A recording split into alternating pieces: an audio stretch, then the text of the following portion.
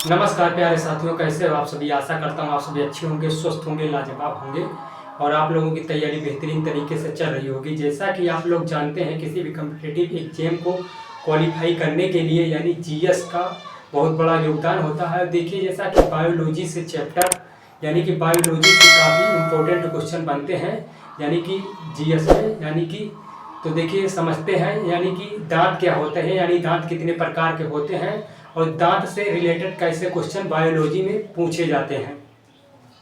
तो चलिए देखिए समझते हैं।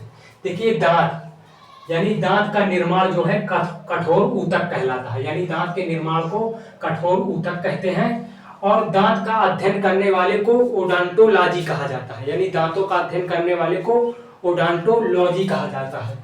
और देखिए, दांत को जो क्षति पहुंचाता है, यानी क्षति मतलब यानी नुकसान पहुंचाता है, वो फ्लोरीन गैस दांत को नुकसान पहुंचाती है। जैसा कि देख सकते हैं, फ्लोरीन गैस दांत को नुकसान पहुंचाती है। और दांत के बाहरी भाग को एनामिल कैल्शियम एपेटाइट का बना होता है, जिसे हम कठोर कठोर सबसे कठोर कहते हैं, यानी कि एनामिल को सबसे कठोर कहते हैं। जैसे मान लीजिए ये हमारा दांत हो गया, तो इसके अंदर दो एक भाग और पाया जाता है, यानी बाहरी भाग को एनामिल, यानी इसके बाहरी भाग को एनामिल कहा जाता है, इसके बाहरी भाग को एनामिल कहा जाता है तथा आंतरिक भाग को यानी पेप्टाइन कहा जाता है, यानी कि डेंटाइन कहा जाता है। आंतरिक भाग को डेंटाइन कहा जाता है, यानी कि डेंटाइन कहा जाता है, यानी बाहरी भाग को एनामिल कहा जाता है। ये सबसे कठोर होता है और इसका रंग जो है सफेद कलर का होता है। आप लोगों ने देखा होगा, ये ऊपरी भाग को जो है यानी ये ऊपरी भाग को यानी जो है एनामिल कहा जाता है, ये सफेद कलर का होता है। और इसके आंतरिक भाग को जो है डेंटाइन कहा जाता है और ये कैल्शियम सल्फेट का बना होता है। देखिए, दांत में दो कैटेगरी होती है, एक मोनोफियोडाट और एक ट्राइफियोडाट। तो देखिए, ट्राइफियोडाट वो होते हैं जो यानी कि जो है ट्राइफियोडाट यानी वो होते हैं जिनकी आकृति निश्चित होती है, फिक्स होती है, उन्हें हम ट्राइफियोडाट कहा जाता है। उन्हें जिनकी आकृति आकार निश्चित होता है, फिक्स होता है। तो बाहरी भाग को एनामिल कैल्शियम एपेटाइट का बना होता है तथा आंतरिक भाग को डेंटाइन कहते हैं, कैल्शियम फास्फेट का बना होता है। अब देखिए, दांत में दो कैटेगरी होती है, एक मोनोफियोडाट और एक टाइफियोडाट। अब देखिए, मोनोफियोडाट की यानी कि मोनोफियोडाट वो दांत होते हैं जो टूटने के बाद दोबारा से फिर से आ जाते हैं, उन्हें हम ट्राइफियोडाट कहते हैं, यानी कि उन्हें हम ट्राइफियोडाट कहते हैं। जो टूटने के बाद दोबारा से आ जाते हैं, उन्हें ट्राइफियोडाट यानी दूध के दांत भी कहा जाता है।